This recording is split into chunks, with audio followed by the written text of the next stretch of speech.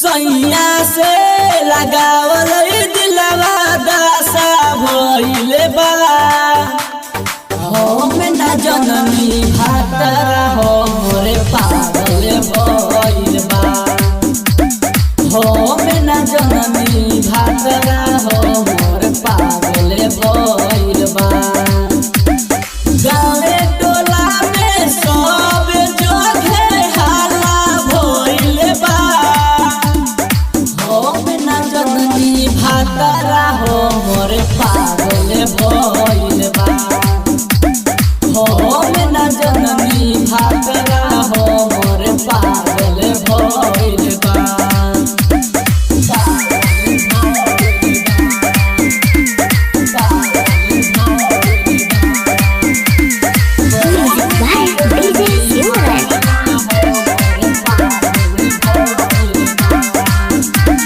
लगाए जब दिलवा तो कहेला ससवा सखी रे सखी जाए जब पढ़े त लागेला घर सखी रे सखी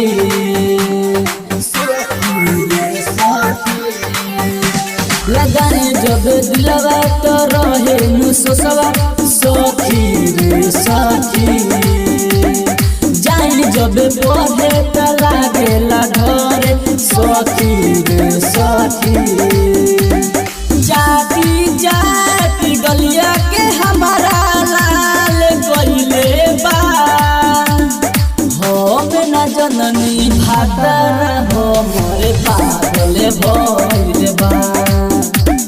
हम ना जननी भातरा हो मोरे पागल भइल बा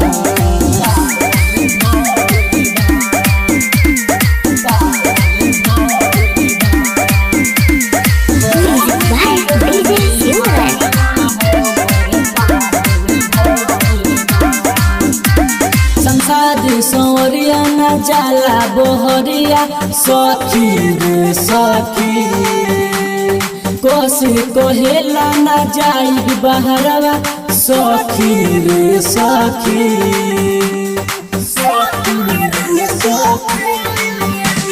आजाद अल बेला कोहेला ना छोड़े सखी रे सखी